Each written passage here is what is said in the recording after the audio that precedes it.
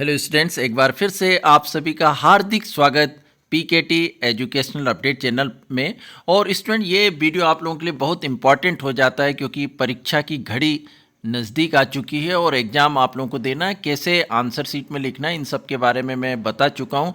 पर कापियाँ कैसे चेक हो रही है 2025 के वार्षिक एग्ज़ाम की, वो मैं आप लोगों को यहाँ डिटेल दे दूं क्योंकि सिस्टम अब बदल चुका है। और जो मेरिट स्टूडेंट्स हैं या मीडियम है या बहुत वीक स्टूडेंट हैं, उनकी कापियाँ कैसे चेक होती हैं, उनको कैसे बेनिफिट मिलता है, क्या रूल यहाँ पर रहते हैं जो कापी चेक करते हैं परीक्षक उनके लिए, तो पूरी जानकारी यहाँ पे दूंगा रियल फेक न्यूज़ के साथ। तो जो चैनल पर पहली बार आए हैं या जिन्होंने अभी तक चैनल को सब्सक्राइब नहीं किया है, वे सब्सक्राइब जरूर कर ले क्योंकि यहाँ पर हमेशा रियल फेक न्यूज़ आपको मिलती है। तो स्टूडेंट, सबसे पहले तो मैं बता दूं कि जो कापियां चेक करते हैं टीचर, उनको 5 या 10 साल का अनुभव होना चाहिए उसी क्लास में कापी चेक करने के लिए। उसके बाद उनका रजिस्ट्रेशन होता है, रजिस्ट्रेशन नंबर दिया जाता है, एक सील उनको रजिस्ट्रेशन नंबर के साथ लगानी होती है। फिर उनका सिलेक्शन होता है उस वैल्यूएशन के लिए, कापी चेक करने के लिए उनको एक नोटिस दिया जाता है डीओ ऑफिस की तरफ से, और जहां ज़िले में जिस केंद्र पर कापियां चेक हो रही है वहां पर उनको बुलाया जाता है। और प्रातः 10 बजे से लेकर शाम के 5 बजे तक कापियां चेक करनी होती है। कापियां किस तरह चेक होती है, क्या क्या नियम होते हैं, और टीचर्स पे भी क्या जुर्माना लगता है यदि गलत कापी चेक कर रहे हैं, तो ये सारी जानकारी हम जानेंगे। और आप लोगों की जानना बहुत ज़रूरी हो जाता है क्योंकि आप पेपर दे रहे हैं तो किस तरह आप लिखें ताकि आपको अच्छे नंबर यहाँ पर मिल सकें, और क्या टीचर आपको पास कर सकता है, सभी को पास कर सकते हैं, क्या क्या नियम है जानेंगे। पूरे वीडियो में बने रहिएगा, काफ़ी इंपॉर्टेंट वीडियो और इंटरेस्टिंग वीडियो होने जा रहा है स्टूडेंट्स, इसलिए पूरा वीडियो ध्यान से देखिएगा बिना स्किप किए। सबसे पहले तो मैं बता दूं क्या कुछ स्टूडेंट की डिमांड थी कि ओएमआर सीट कैसे भरते हैं। तो सबसे पहला पेज जो होगा आपका आंसर सीट का, उसमें इस तरह ओएमआर सीट आपको मिलेगी। ऊपर की तरफ आप कोने में देख सकते हैं, तो यहाँ पर आपको विषय बनना होगा। उसके बाद जो विषय का कोड है जो आपके प्रवेश पत्र में रहेगा वो यहाँ भराएगा। इसके बाद परीक्षा की दिनांक है, उत्तर देने का माध्यम हिंदी या अंग्रेजी जिस भी माध्यम से आप, प्रश्न पत्र का सेट ABCD 4 रहेंगे वो आपको भरना है। गोले भरने का नियम आप सभी को पता है, पहले भी आप कहीं एग्जाम इस तरह के दे चुके होंगे। और काले या नीले पेन से ही आपको गोलों को भरना है। यहाँ परीक्षार्थी का नाम बड़े अक्षरों में लिखाएगा, वहीं नीचे गोले काले करने रहेंगे। अनुक्रमांक जो रोल नंबर है आपका जो प्रवेश पत्र में वो यहाँ पर भराएगा। इसके बाद नीचे की तरफ हम देखें तो यहाँ पर विषय आपका आएगा और साइड में जो है नीचे आप अंकों में अपना रोल नंबर लिख पाएंगे, शब्दों में लिख पाएंगे। शब्द में आपको जैसे आपका रोल नंबर 2156 इस टाइप में है तो नीचे आप यहाँ पर 216 ऐसे डिजिट में ही लिखेंगे, 264 इस तरह, 2,43,000 इस तरह नहीं लिखना है। यहाँ उन्होंने समझाया भी है किस तरह उदाहरण देकर, तो ये आप लिखेंगे। इसके बाद यहाँ परीक्षार्थी का कक्ष क्रमांक आएगा, साथ में प्रश्न पत्र का सेट आएगा, और नीचे की तरफ परीक्षार्थी के हस्ताक्षर जो सिग्नेचर है कैंडिडेट के वो आएंगे। और फिर नीचे जो टीचर की ड्यूटी है पर्यवेक्षक की, उसके साइन आएंगे, केंद्र अध्यक्ष की सील लगी रहेगी, परीक्षा का नाम और केंद्र की मुहर रहेगी। और इस तरह आपकी डिटेल जो है ओएमआर सीट में भरना है। इस पर मैं पहले भी वीडियो हालांकि बना चुका हूँ, तो वो आप देख सकते हैं, पर ये सभी जानते होंगे।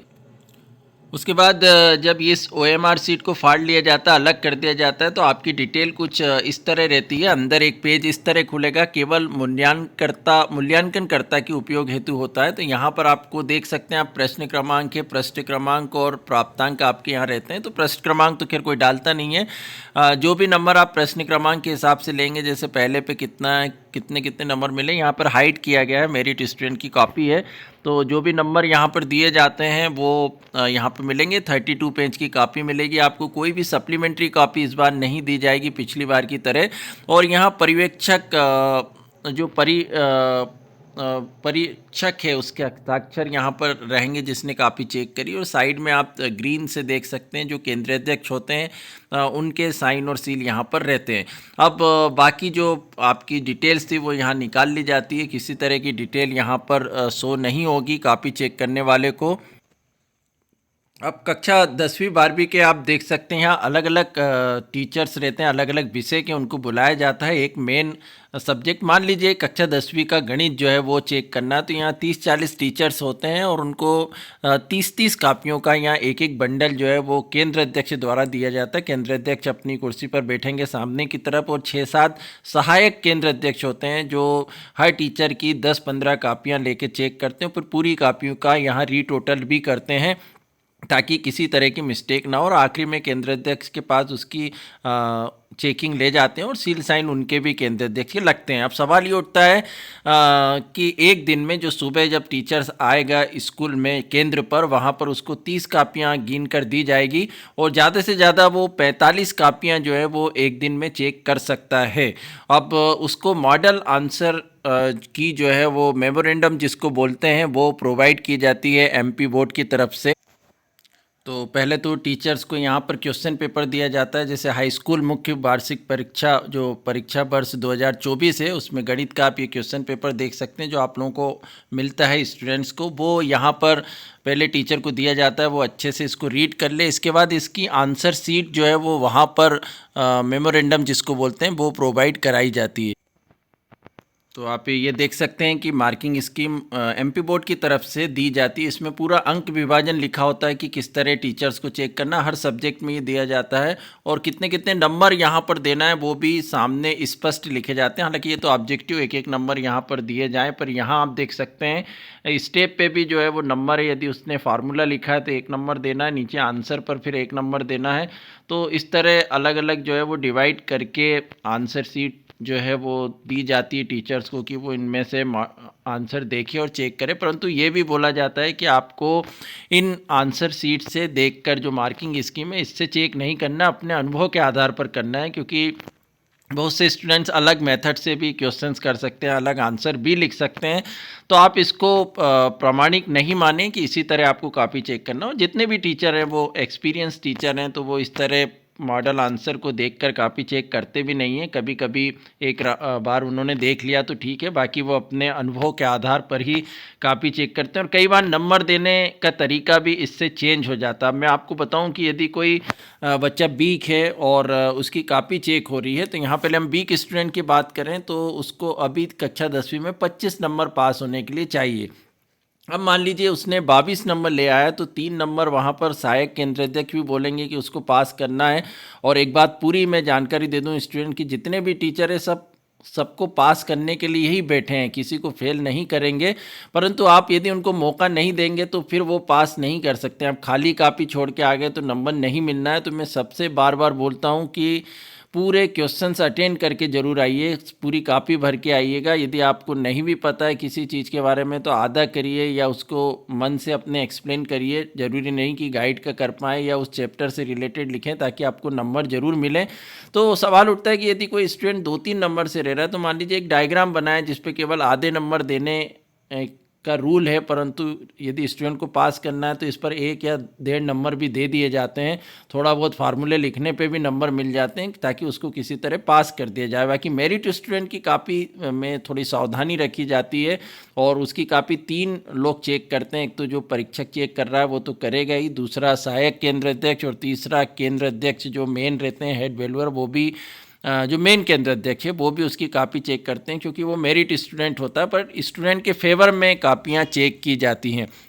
यहाँ एक बात और मैं बता दूं कि जब कापियाँ चेक होती है तो यदि टीचर्स की कापी चेक करने में कोई गलती होती है तो उस पर 101 गलती पर 100 रुपये जुर्माना भी है। इसलिए टीचर्स वहाँ कापी बहुत देखकर और सावधानी से चेक करते हैं और ज़्यादातर जो कापियाँ स्टूडेंट के फेवर में ही चेक होती है। इसलिए आप लिख कर ज़रूर आइए, कुछ भी छोड़ के मत आइएगा। थोड़ा थोड़ा भी लिखा है तो हर स्टेप पे भी नंबर मिलते हैं। आपने कुछ की फैक्टर भी लिखे हैं सोशल साइंस में या केमिस्ट्री फिजिक्स में तो टीचर उस पर भी नंबर देता है। पर यदि आप छोड़ कर आ गए तो उतने नंबर आपके चले जाएंगे। तो स्टूडेंट ये ध्यान रखिएगा कि कापी चेकिंग में यहाँ आप देख सकते हैं ये केंद्र अध्यक्ष बैठे हैं सामने, परीक्षक जो है वो कापी चेक कर रहे हैं। अलग अलग व्यवस्थाएं अलग अलग स्कूल में होती केंद्र पर।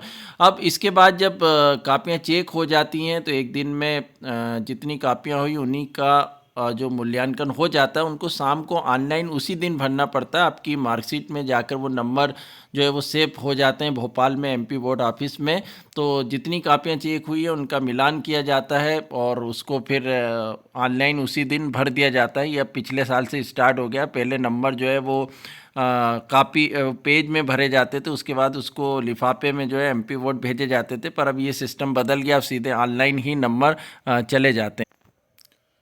तो जहां मूल्यांकन केंद्र बनाए गए वहां पर इस बार सीसीटीवी कैमरे भी लगेंगे और एक दिन में एक शिक्षक जो है 45 कापी ही जांचेगा। तो ये नियम मैंने हालांकि आपको बता दिए हैं, पर यहाँ पर जो 10वीं की कापी चेक करने पर एक कापी पर 15 रुपये और 12वीं की कापी जांचने के लिए एक कापी पर 16 रुपये शिक्षकों को दिया जाएगा। परंतु गलती करने पर एक नंबर की गलती पे 100 रुपये काटे भी जाएंगे, ये आप ध्यान रखिएगा। इसलिए टीचर्स बड़ी सावधानी से कापी चेक करते हैं, स्टूडेंट के फेवर में करते हैं। तो आप लोग पूरा अच्छे से तैयारी करिएगा, आपको नंबर ज़रूर मिलेंगे। खाली कापी पर नंबर नहीं दिए जा सकते, इसलिए छोड़ के कुछ भी मत आइएगा।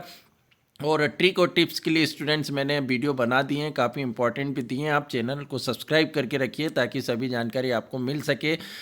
कापी जांचने के मामले में बिल्कुल कोताही ना बरतें, क्योंकि इसका खामियाजा छात्रों को भुगतना पड़ता है। ऐसे कई मामले सामने आते हैं जब छात्रों के नंबर बढ़ जाते हैं और कई परीक्षार्थियों के 20 नंबर से भी ज़्यादा बढ़े हैं।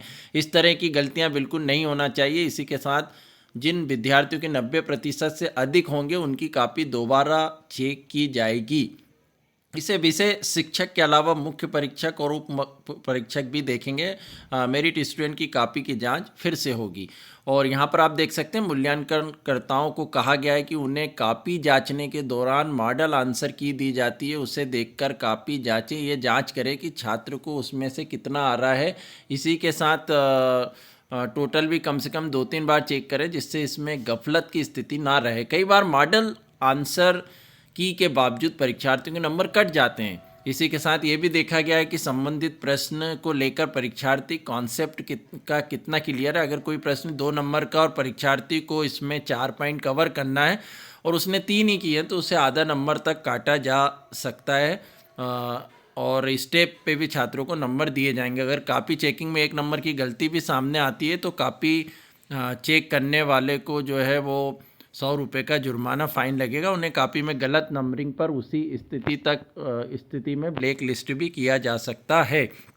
तो मूल्यांकन को लेकर ये एक मीटिंग जो है एमपी बोर्ड की तरफ से जो सचिव है उन्होंने कर ली है और काफ़ी तैयारी है। तो आप लोग अच्छे से तैयारी करिएगा। ये है 2025 का कापी चेक होने का तरीका। और भी कुछ डाउट्स हैं आपको तो वो आप मैसेज करके पूछ सकते हैं और चैनल से जुड़े रहिएगा ताकि सभी रियल अपडेट टाइम पर मिलती रहे। Thank you so much.